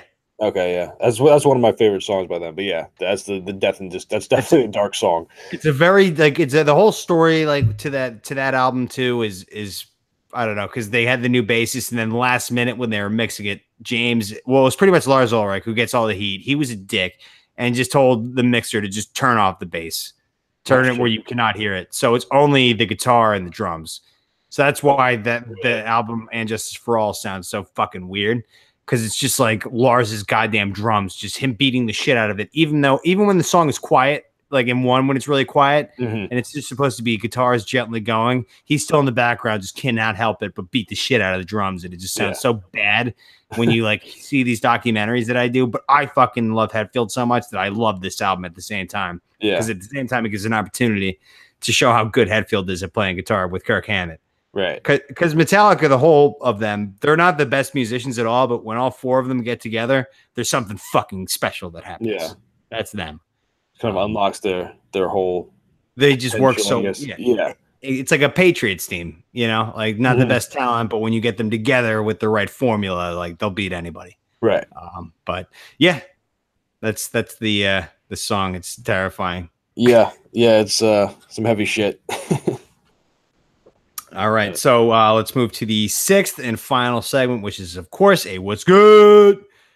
So I had to listen to No Love Eminem by Eminem. I'm pretty sure I've heard this before because this is the album that I like kind of knew because there were so many hits on it. Right. This is one of the more recent albums. Well, I guess now it's not so recent, but it was like when I was a freshman in college, I think. Okay, so yeah, around when it was 2010. huge, That's what I was gonna say. Yeah. Because I loved, because I was at my first ever college party was the baseball house. We went because we knew Jimmy Yacobonis, who's now on the Orioles. Yeah. So we went and I was playing beer pong against like two seniors, and like pressure was on, right? They were like busting my balls, and I was terrible. I am today, this day, like terrible beer pong player. But Spacebound by Eminem came on, and I was like, it sounded great. And then when the chorus hit, like the pop part, I just drained a cup and I didn't stop, and I just ran the table. I just ran the table for like the rest of the night. It was incredible. But because that's the song that comes right after this one, and I will say Eminem does a really interesting job of picking songs to, I guess, mix and rap over. Yeah, like a sample for the beats. Let's do Hadaway. What is love? Baby, don't hurt me. Except it's no love. Yeah, no love. There's none, because he's a broken man. Yeah. He can't be fixed. This was like, so I don't know if you knew, but he had like really, serious problems with drugs, and he almost died at one point. He almost. Oh, I didn't know that. They didn't show that in the movie. This happened like between like 04 to like 08. Was that why he looked so fucked up in the college football booth with Brent Musburger? In the what? Remember, have you ever seen him in the college football booth? Again. The college football game that he like came into the booth. You might have. I'm not sure which one you're talking about. But yeah, he even raps about it in his early music, and it just kind of caught up to him. And then I want to say in 2008 maybe, he dropped his first album since like he had been through rehab and everything, and that wasn't so good. That was called Relapse, and then this was called Recovery. That makes sense. Yeah. So, and it also makes sense too, because Hetfield, when he went to rehab, they dropped Saint Anger, and then he went to rehab because Saint Anger was the biggest disaster of all time. And then 8 years later, they came out with That Magnetic, and they're like, all right, Metallica's kind of back. And then they just came out with Hardwired, and everybody was just like, Metallica's fucking back in a big, heavy fucking way. Yeah. I mean, he right before he like kind of stopped making music, his last album was Encore, I believe, and it just wasn't a very good album at all. Like there was one or two good songs on it, maybe, and the rest of it, you could just tell he wasn't sharp. And then once he kind of got cleaned up, I feel like each album he's had has gotten better since he's been clean. So I guess his mind is more clear, and all he does is he just sits in a room with a notebook and just writes like words that rhyme together. Yeah, and just like finds every possible combination and how to, because like he just dropped a new album from the Clouds, of course, on Wednesday, Thursday, I think, and like he's rhyming entire sentences. Like it's just, and he does it so fast now. Like he's always had awesome rhymes, but now he just fits so much into like such a small, sentence. Yeah, it's such a small. Yeah, I don't even know what to say. But what did you think of Lil Wayne on this though? I was gonna ask, who was that? Okay, yeah, that was Lil Wayne. Eminem made him look terrible. Yeah, and it's funny because he let off like it's pretty much like a Severino start in the wild card game, and it sounded fine. But then all of a sudden, like he lets up 4 earned runs, and then all of a sudden we just bring in like Shane Green, and it's just like, all right, 7 innings of like shutout ball. Yeah, that's what it sounded like. Yeah, no, it's not far off. I mean, I kind of gave you this one because for a while Lil Wayne had a run, and this was mostly. I hate that guy. I hate him. Do you? Because he was the one who tried to pick up a guitar and be like he tried to fit in with us up here with the big dogs with guitars, and he would play Metallica and say he'd talk shit to us Metallica fans. Really? He would say like, I could play guitar better than these guys, and he was a joke. He would be like, if I took 5 guitar lessons and just like had a whole bunch of fame behind me and went up on a stage and played like one tiny little riff, Yeah, he went through kind of like a skater rock phase. Like he even had one album which was awful. But that was way after, like when he was kind of regarded like the top of the game was probably a couple years before that. And then he kind of had a similar thing where he's had problems with drugs also for years. I could tell. And he's kind of gotten worse and worse, down the line. But like when he was younger, I mean, he's been rapping probably over 20 years now. He's not even like 40. Yeah.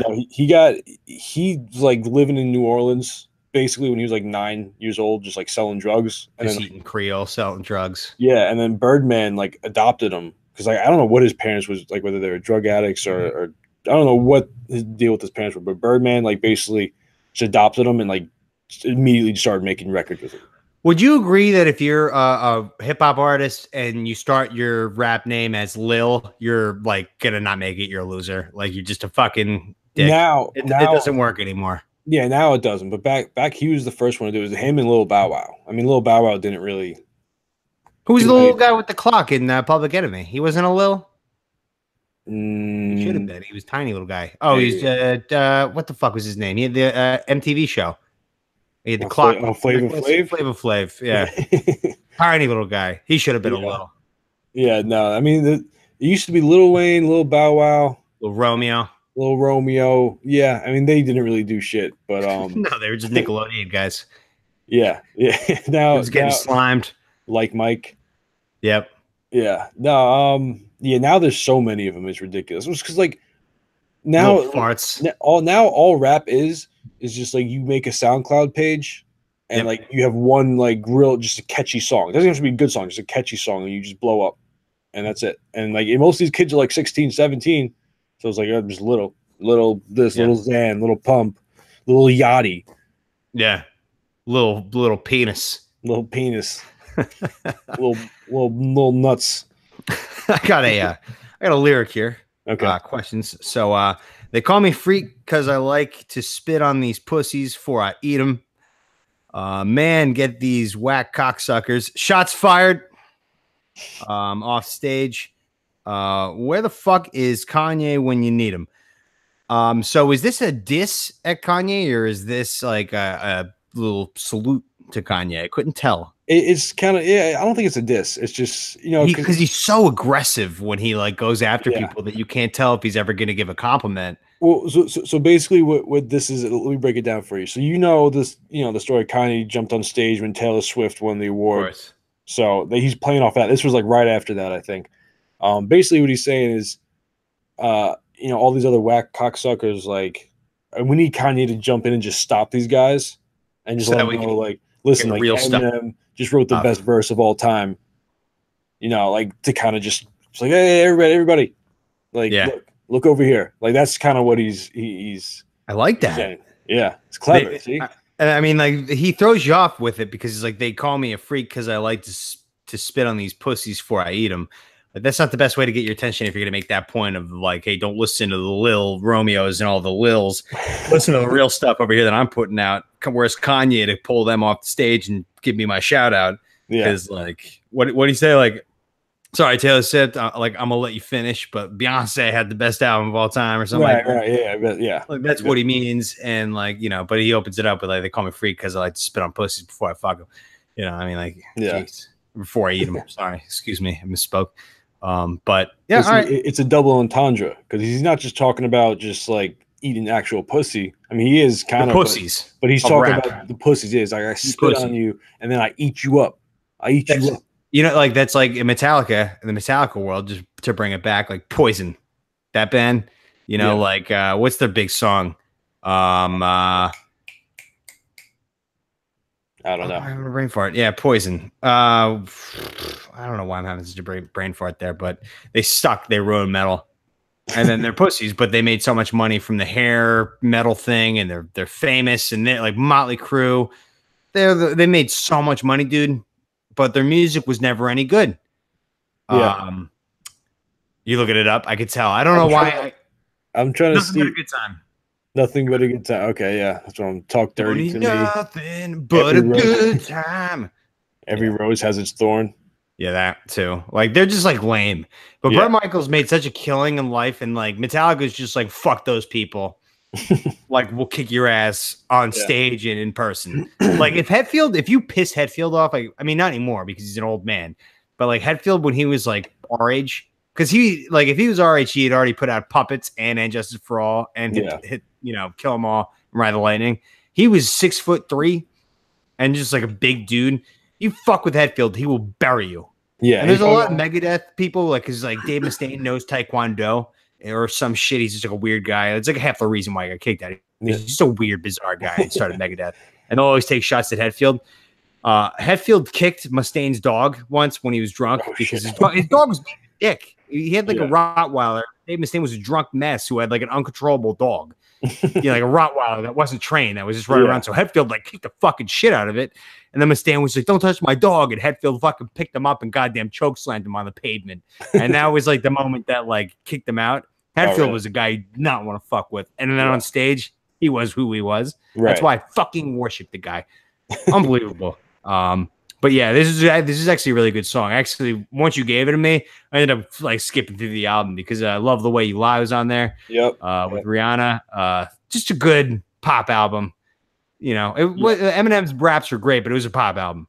No, he's so aggressive with his raps, though. Holy fucking shit. Yeah, that's his style, though. He says whatever he wants to say, and if you don't like it, fuck you. He's talking about like girlfriends where like if you don't like it, I'm gonna fucking kill you and burn the goddamn house down, or I'm gonna snap your neck like a popsicle. He had a song called Kim about his baby mama, and literally the entire song is him just like talking to her as he's kidnapping her and like duct taping her and putting her in a trunk and driving her off a bridge, like all kinds of crazy shit. Give me a Jesus Christ. Yeah, he has some real dark. I mean, for God's sake, he has a song about. He has a diss song against his mom where he's just like the music video is him just like building a grave like in the pouring rain. Why? Because she was like a drug addict who didn't take care of him until like later. Basically, yeah, until he became big and she wanted to come back into the fold and like get some money out of it. Fuck that. Yeah, no, that's what he said. But yeah, I mean, but I wouldn't be like that. Yeah, no, it's still he takes. I wouldn't go the route where like kill you and bury you like he does with everything.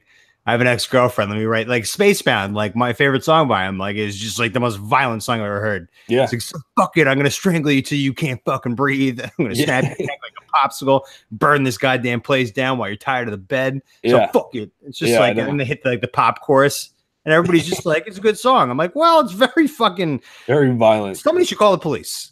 Yeah. I mean, even the Love the Way You Lie. I mean, you watch the music video for that. It's like an abusive relationship, and like Rihanna sang the chorus and she got the shit beat out of her by Chris Brown. He has a history, like I think he hit his girlfriend once, Kim, the same one, who apparently struck a nerve. But yeah, it's just kind of interesting. There's a lot of that in his music. Yeah, he's one of those guys who's just like he can like allegations will come up that he like molested somebody and they'll just be like no, it's all part of his work. Pretty horrible. Look at just Eminem being Eminem, because I mean, his shit is dark. It really is, all of it. Even like you just said with Rihanna. So like the end of it is just like I'm just gonna fucking tie her to the bed and light the house on fire and just get out of here because you disagree with me. It's like I'm just like, whoa, it's a good song, but it sounds good. It's this guy. Oof. Anyway, talk. It's like All right, so that's the end of the show. So Tons, you got any post show thoughts?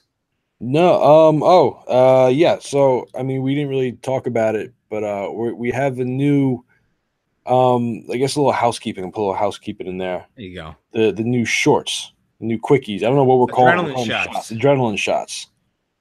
Yeah. So we have these little adrenaline shots. We're gonna try and do them twice a week. We're gonna come out with like from like a 5 to 15 minute quick episode, just like one segment. Just give you a bone. Yeah, just give you like, you're having a tough Wednesday, you're having a tough Thursday, Friday afternoon, you're waiting to get out of there. Here's a little adrenaline shot, a little 10, 15 minutes, just get that little pep in your step, get you back going, you finish your day. People are like, you know what? I fucked this chick last week and she slept in. I can completely relate with Tom. Absolutely. It's unbelievable. Why didn't she fucking leave? And then we'll have answers for you. And then we'll give you the shot that you get on with your day. And then we'll have full episodes right after it. So we'll have some in-betweeners. We'll call them fillers too. Yeah, fillers. So yeah, nothing's changing with the Thursday and the Saturday. It's just so that there's less of a gap of emptiness. Right. Yeah. These shows aren't going to get any shorter, or you're not going to take anything away from. There's just more content. I think you're freaking people out by even bringing it up. We're just it's TNT. I just want to make sure we have that out there that they know we're not trying to cut corners on them. We're giving you more. We're not even charging you anything. This is premium stuff, people. I'm going to start charging people, but not money. Just like when I see you, you owe me a slice. You know what? I'll charge people. The only way I'll charge people is like you have to tell 5 people about us. Yeah. You know, or if you don't, then you owe me a slice. Yeah, I'll take a slice too. Pepperoni slice, 1 slice. Triple pep. TP, triple pep. TP, absolutely. Which I have in the fridge because I had cash from my Bet DSI cash winnings the other day. So I got a cash deal at Domino's and I got like dinner for the next 2 nights. There you go. About that. And I just won our horse race before. I can't wait to see how much I won there. That'll be great. But anyway, that's the show. We're going to talk to you tomorrow, Monday night. It's Monday night right now. So fuck it. We can't do that. I guess Tuesday we'll figure it out. Yeah. I don't know, Bomb Squad. I don't know, but we'll talk to you either tomorrow or the next day. We'll talk to you. We'll talk to you. Have a good one. Go kick some ass. Do you want to record it now? Sure. What are we doing? Oh, we're going to do the Queen, right? We are the champions. Yeah. Okay. So, I mean, I could cut all this in here. I figure we just bang it out now. That way we don't have to like sit down and record again. I have to grab a beer and take a piss though first. Okay. Ugh. I pay my dues. I have to think about the lyrics here.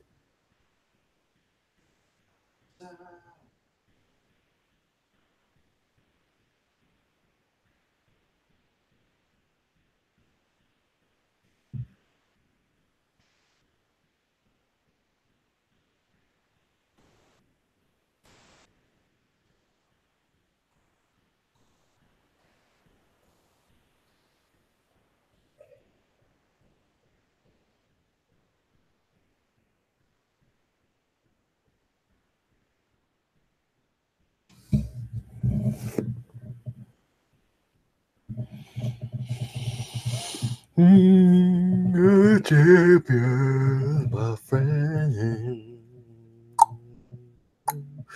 We will keep on fighting till the end. Boom, boom, boom. We are the champions. We are the champions.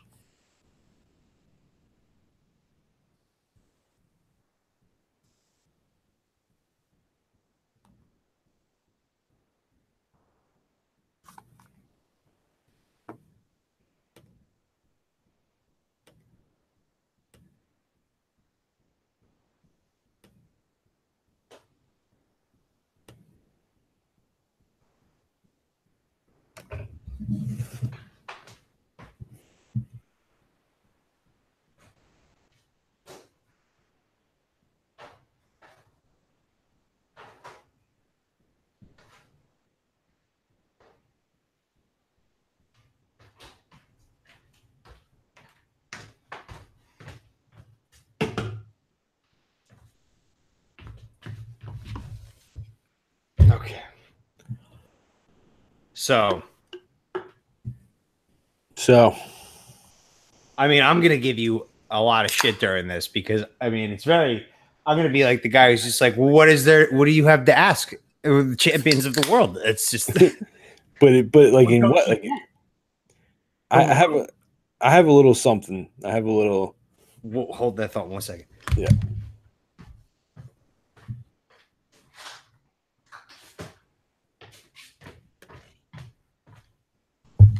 Okay. What was your thought? No, I want to save it for the. I'm saying okay. I have like I'm not gonna just be like, well, what are they the champions of? Like I, I have a little theory maybe. Okay, so this is a Let There Be Rock. No, Let There Be What's Good. Oh, Let There Be What's Good. So an adrenaline shot will Let There Be What's Good. Yeah, so I was thinking I would do like the TNT, like the intro song, and then put like the get the shot, like get the shot. Yeah, I'll put like not just like that, but I'll put like a little clip so people kind of better understand. I don't know. Yeah. Be a little special intro for that. And then we come in and be like, hey, Bomb Squad, whatever.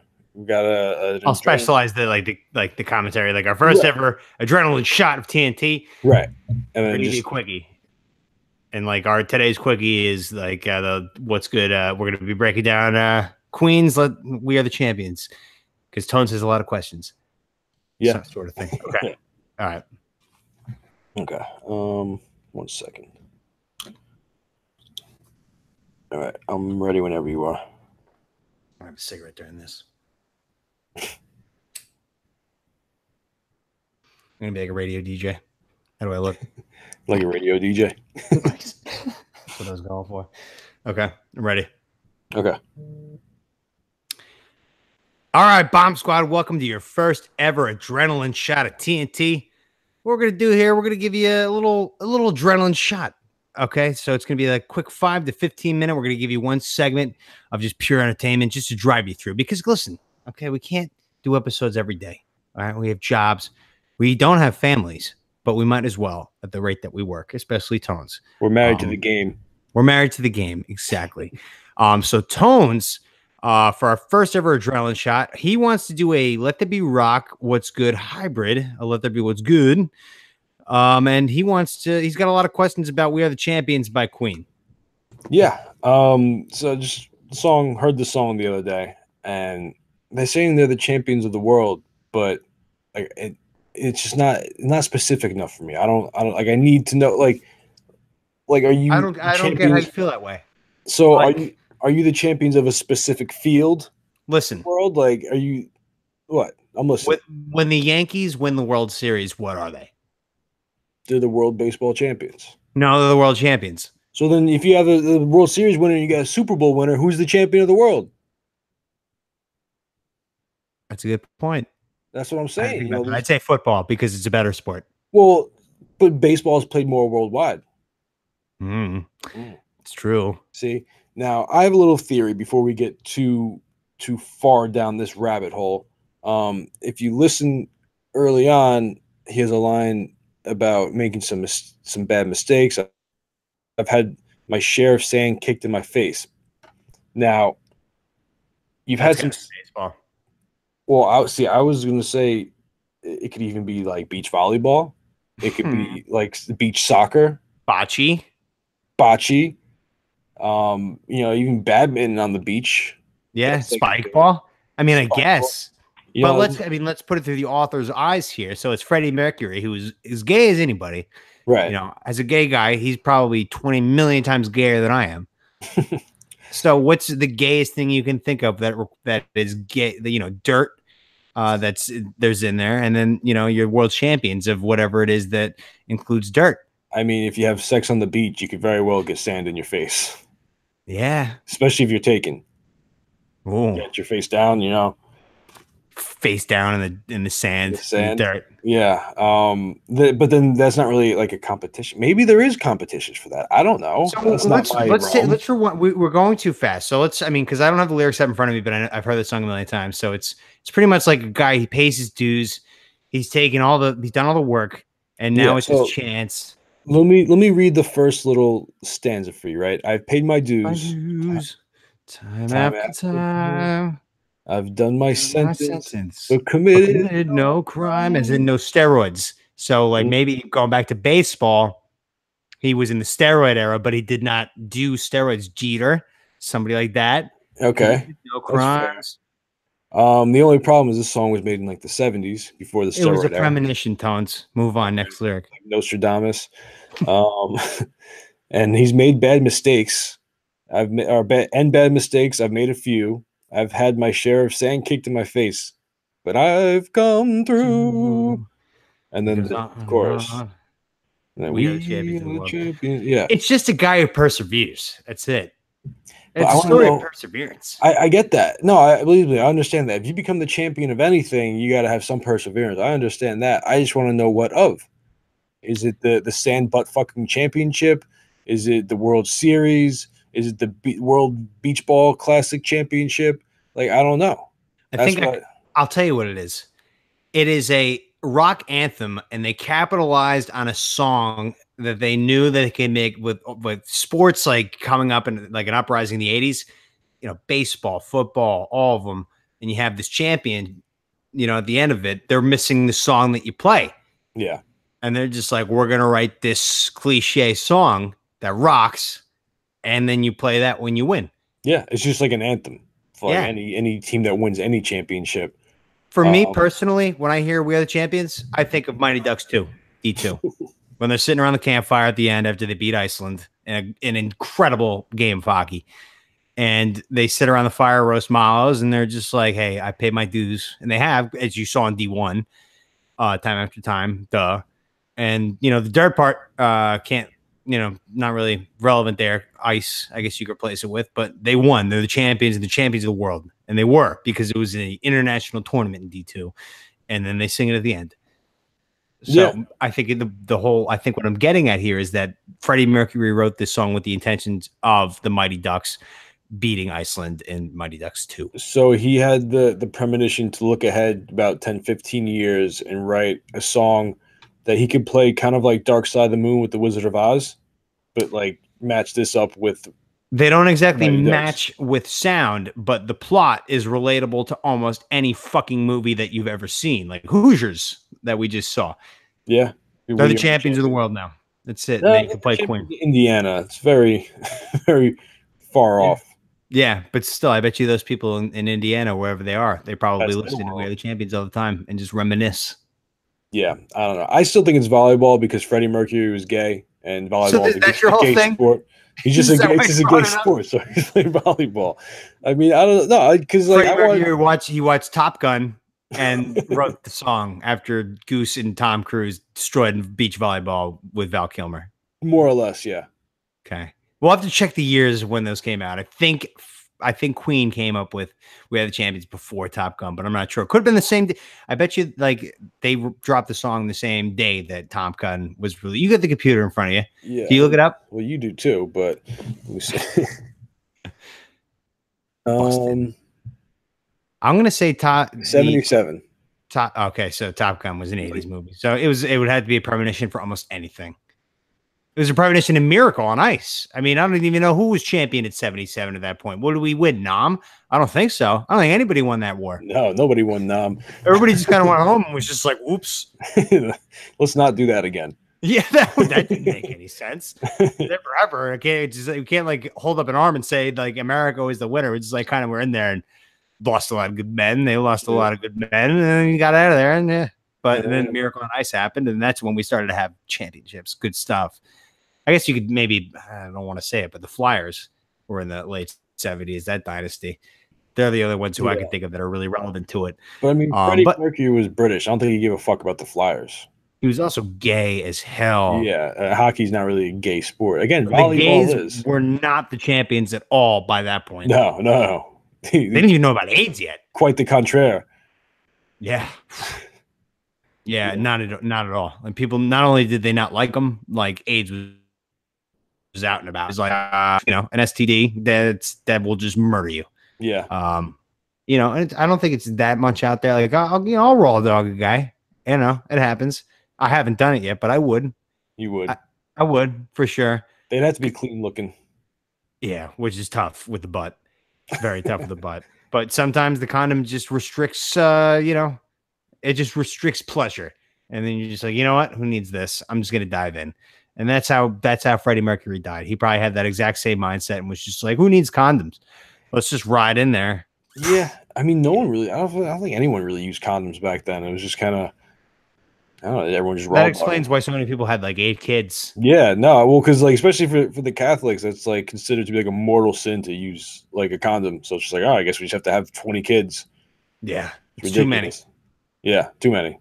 But so your final thoughts on We Are the Champions is that it's about beach volleyball tournament. Beach volleyball tournament. Yep, the Olympics.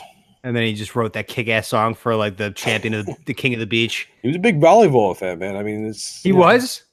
Well, he was gay. Are you making that up? He was gay. He must have been a volleyball fan. I mean, I'm gay too. I'm not the biggest fan of volleyball at all. You don't like volleyball? No. Even the beach volleyball? I like to watch it. That's what I'm saying. With the men, yeah, I mean, they're not necessarily my type, but like they're like almost naked, which is awesome. Right. I mean, that's why I watch the women's beach volleyball. Just asses everywhere.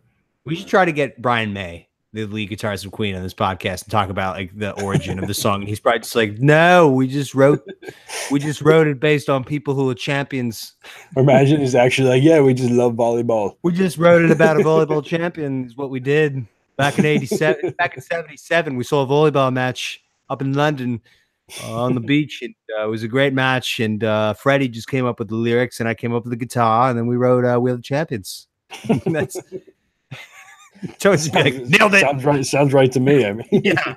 I never thought about it that way. I guess it's a good adrenaline shot. All right. So we'll cut it right there. So Bomb Squad, hope you enjoy the adrenaline shots that we're going to have moving forward, getting you through your week. Go kick ass out there. I hope you listen to this while you're taking a dump or something like that. Go wipe up, get out there, do your job, and then go home. All right. Go home to the kids.